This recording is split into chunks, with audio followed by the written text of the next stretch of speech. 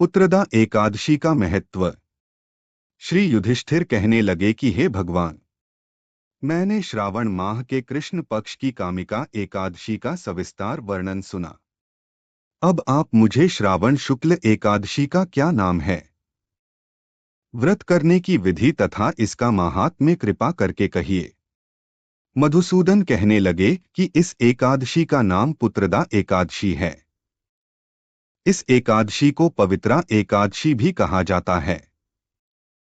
पुत्रदा एकादशी व्रत करने वाले व्यक्ति को पूजा के बाद श्रावण पुत्रदा एकादशी व्रत की कथा जरूर सुननी चाहिए। ऐसा करने से व्रत पूर्ण होता है और मनोकामनाएं पूरी होती हैं। अब आप शांतिपूर्वक इसकी कथा सुनिए। इसके सुनने मात्र से ही वाजपेयी यज्ञ का फल मिलता है। पुत्रदा एकादशी व्रत कथा। द्वापर युग के आरंभ में महिष्मती नाम की एक नगरी थी, जिसमें महीजित नाम का राजा राज्य करता था। लेकिन पुत्रहीन होने के कारण राजा को राज्य सुखदायक नहीं लगता था। उसका मानना था कि जिसके संतान न हो, उसके लिए यह लोक और परलोक दोनों ही दुखदायक होते हैं। पुत्र सुख की प्राप्ति के लिए राजा ने अनेक उपाय किए, परंतु राजा को पुत्र की प्राप्ति नहीं हुई। वृद्धावस्था आती देखकर राजा ने प्रजा के प्रतिनिधियों को बुलाया और कहा, हे प्रजाजनों, मेरे खजाने में अन्याय से उपार्जन किया हुआ धन नहीं है। न मैंने कभी देवताओं तथा ब्राह्मणों का धन छीना है। किसी दूसरे की धरोहर भी मैंने नहीं ली। प्रजा को पुत्र के समान पालता रहा। मैं अपराधियों को पुत्र तथा बांधवों की तरह दंड देता रहा। कभी किसी से घृणा नहीं की।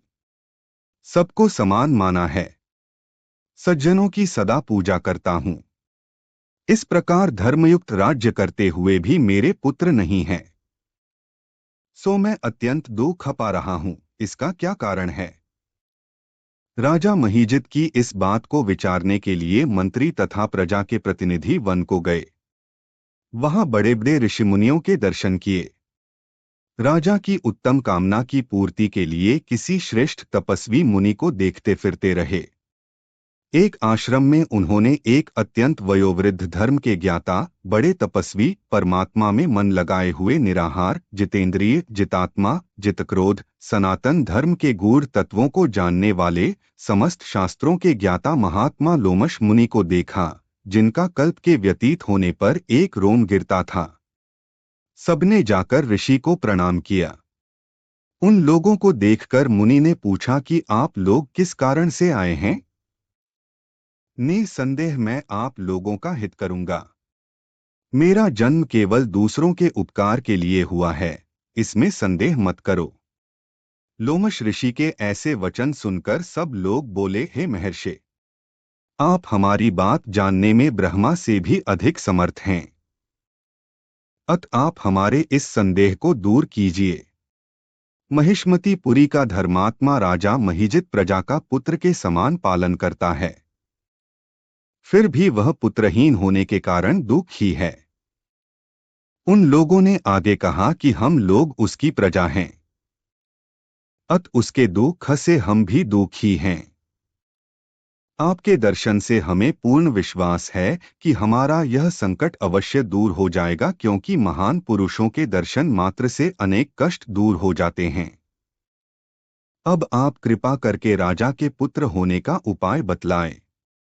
यह वार्ता सुनकर ऋषि ने थोड़ी देर के लिए नेत्र बंद किए और राजा के पूर्व जन्म का वृत्तांत जानकर कहने लगे कि यह राजा पूर्व जन्म में एक निर्धन वैश्य था।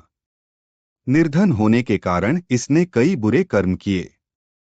यह एक गांव से दूसरे गांव व्यापार करने जाया करता था। एक समय ज्येष्ठ मास के शुक्ल पक्ष की द्वादशी के दिन मध्याह्न के समय जबकि वह 2 दिन से भूखा प्यासा था, एक जलाशय पर जल पीने गया। उसी स्थान पर एक तत्काल की ब्याही हुई प्यासी गौ जल पी रही थी। राजा ने उस प्यासी गाय को जल पीते हुए हटा दिया और स्वयं जल पीने लगा, इसीलिए राजा को यह दुख सहना पड़ा।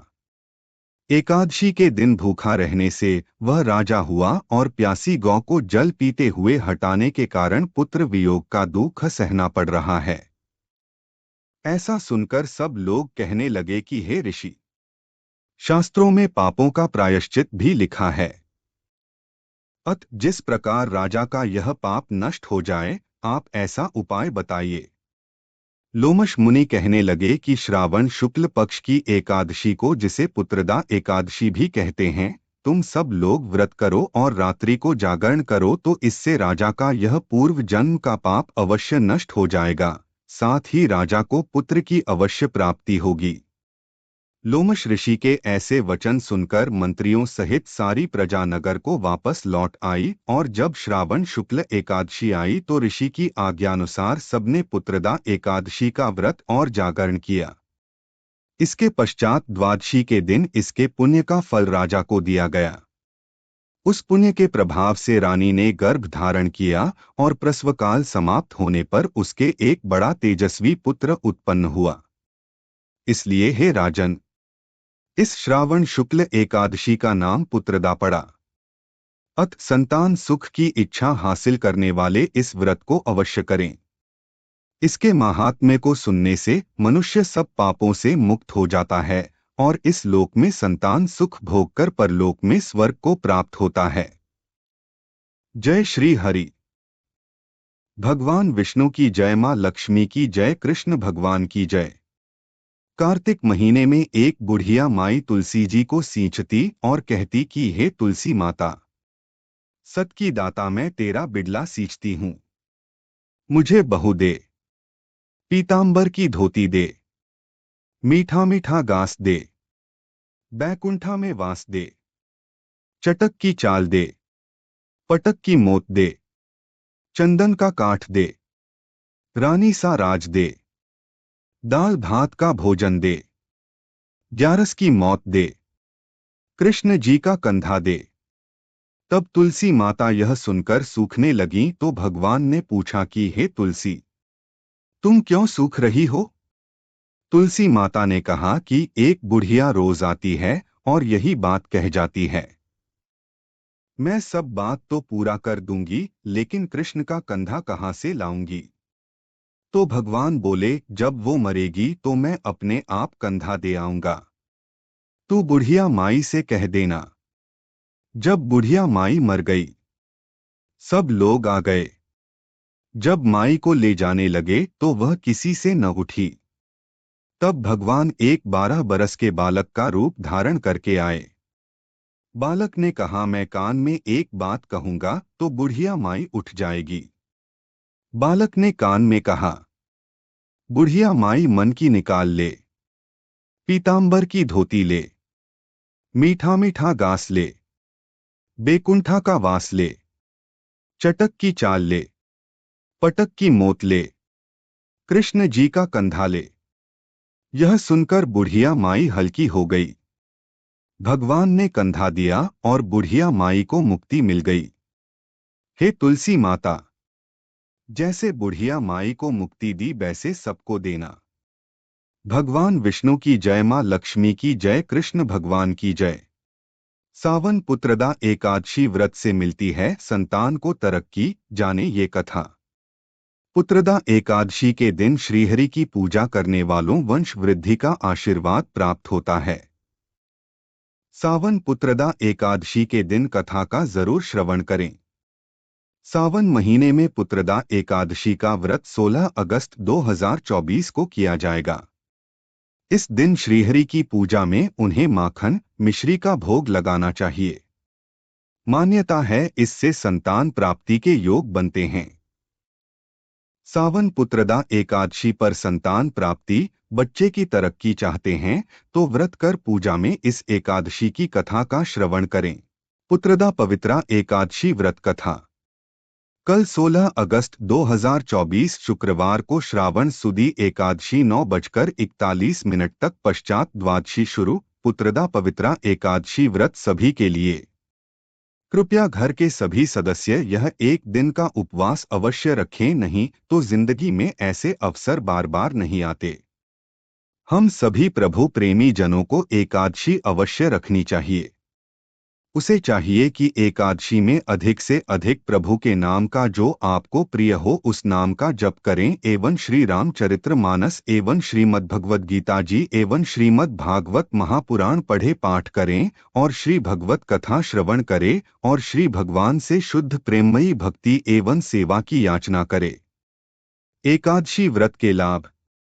एकादशी व्रत के पुण्य के समान और कोई पुण्य नहीं है। जो पुण्य सूर्य ग्रहण में दान से होता है उससे कई गुना अधिक पुण्य एकादशी के व्रत से होता है।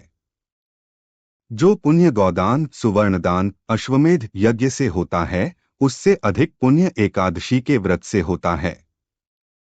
एकादशी व्रत करने वालों के पितर नीच योनि से मुक्त होते हैं और अपने परिवार वालों पर प्रसन्नता बरसाते हैं।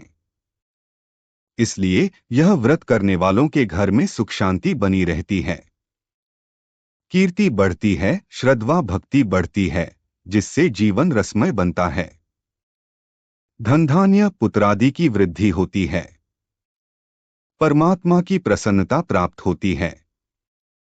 पूर्व काल में राजा नहुष, अम्बरीश, राजा गाधी आदि जिन्होंने भी एकादशी का व्रत किया उन्हें इस पृथ्वी का समस्त ऐश्वर्य प्राप्त हुआ। भगवान शिव ने नारद जी से कहा है कि एकादशी का व्रत करते से मनुष्य के 7 जन्मों के पाप नष्ट हो जाते हैं, इसमें कोई संदेह नहीं है। एकादशी के दिन किए हुए व्रत, जौदान आदि का अनंत गुना पुण्य होता है। नमो भगवते वासुदेवाय। जगत पालनहार भगवान विष्णु जी के अति प्रिय एकादशी व्रत रखने में जो असमर्थ है वह सिर्फ कल के दिन अन्न व चावल ग्रहण न करें, फलाहार व आलू वगैरह ही खाए, और जो पवित्र आत्मा व्रत रखें वह आज ही के दिन रात्रि में मंजन करके सोए, सुबह सूर्योदय से पहले उठकर 12 कुल्ले करने के पश्चात स्नान करके अंजलि में जल लेकर भगवान विष्णु के सम्मुख व्रत का संकल्प लें और समस्त व्यक्ति परिवार के साथ बैठकर कथा पढ़े अथवा सुनावे और सदैव जपिए हरे कृष्ण कृष्ण कृष्ण हरे हरे, हरे राम राम हरे हरे। एकादशी व्रत शंका समाधान। श्री हरि को प्रिय एकादशी आदि व्रतों को वेद रहित तिथियों में ही करना चाहिए, अर्थात शुद्ध एकादशी में ही व्रत करना चाहिए। एकादशी 2 प्रकार की होती है, संपूर्णा तथा विद्धा। इसमें विद्धा भी 2 प्रकार की होती है, पूर्व विद्धा और पर विद्धा। पूर्व विद्धा अर्थात दशमी मिश्रित एकादशी परित्यज्य है। संपूर्णा एवं विशेष रूप से पर विद्धा द्वादशी युक्त एकादशी शुद्ध होने के कारण उपवास योग्य है, किंतु दशमी युक्त एकादशी में कभी भी उपवास नहीं करना चाहिए। सौरधर्मोत्तर अरुणोदय काल में अर्थात सूर्योदय से पहले 4 दंडकाल, सूर्योदय से 1 घंटा 36 मिनट पहले में यदि दशमी नाम मात्र भी रहे तो उक्त एकादशी पूर्व विद्या दोष से दोषयुक्त होने के कारण सर्वथा वर्जनीय है। भविष्य पुराण। द्वादशी मिश्रित एकादशी सर्वदा ही ग्रहण योग्य है। द्वादशी मिश्रित ग्राह्या सर्वत्र एकादशी तिथि। पद्म पुराण। नारद पुराण में वर्णित है कि जिस समय बहुवाक्य विरोध के कारण संदेह उपस्थित हो उस समय द्वादशी में उपवास करते हुए त्रयोदशी में पारण करना चाहिए, किंतु जिस शास्त्र में दशमी विद्या एकादशी पालन की बात कही गई है वह स्वयं ब्रह्मा जी द्वारा कहे होने पर भी शास्त्र रूप में गण्य नहीं है। नारद पुराण। धर्म सिंधु के अनुसार एकादशी 2 प्रकार की होती है, विद्या और शुद्धा। यदि एकादशी तिथि दशमी तिथि से युक्त हो तो वह विद्या एकादशी कही जाती है, और यदि तथा सूर्योदय काल में एकादशी द्वादशी तिथि से युक्त होती है तब वह शुद्धा एकादशी कही जाती है, अर्थात अरुणोदय काल में दशमी के वेद से रहित एकादशी हो तब उसे शुद्धा एकादशी माना जाता है। धर्म सिंधु। अग्नि पुराण के अनुसार द्वादशी विद्या एकादशी में स्वयं श्रीहरि स्थित होते हैं, इसलिए द्वादशी विद्या एकादशी के व्रत का त्रयोदशी को पारण करने से मनुष्य 100 यज्ञों का पुण्यफल प्राप्त करता है। जिस दिन के पूर्व भाग में एकादशी क्लामात्र अविशिष्ट हो और शेष भाग में द्वादशी व्याप्त हो उस दिन एकादशी का व्रत करके त्रयोदशी में पारण करने से 100 यज्ञों का पुण्य प्राप्त होता है। दशमी विद्या एकादशी को कभी उपवास नहीं करना चाहिए, क्योंकि वह नरक की प्राप्ति कराने वाली है। अग्नि पुराण। पद्म पुराण में भगवान एवं ब्रह्मा जी के संवाद में वर्णित है कि दशमी विद्या एकादशी दैत्यों की पुष्टिवर्धिनी है, इसमें कोई संदेह नहीं। ब्रह्मा पुराण में धृतराष्ट्र के प्रति मैत्रेय मुनि की उक्ति में देखा जाता है कि पहले पत्नी के साथ उन्होंने दशमी युक्त एकादशी में व्रतोपवास किया था, जिसके कारण उनके 100 पुत्रों का विनाश हुआ था। स्कंद पुराण में स्पष्ट वर्णित है कि जो लोग दशमी द्वारा दूषित हरिवासर में उपवास करने के लिए उपदेश करते हैं, वह सब पाप पुरुष निश्चय ही शुक्र माया द्वारा मोहित हुए हैं, ऐसा जानना होगा। उक्त पुराण में ही उमा महेश्वर संवाद में देखा जाता है, जो लोग दशमी विद्या एकादशी का अनुष्ठान करते हैं, वह निश्चय ही नरकवास की इच्छा करते हैं। प्राय सभी शास्त्रों में दशमी से युक्त एकादशी व्रत करने का निषेध माना गया है। यदि शुद्धा एकादशी 2 घड़ी तक भी हो और वह द्वादशी तिथि से युक्त हो, तब उसे ही व्रत के लिए ग्रहण करना चाहिए। दशमी से युक्त एकादशी का व्रत नहीं रखना चाहिए। सामान्य जन साधारण को शुद्धा एकादशी का व्रत रखना ही पुण्यदायक माना गया है।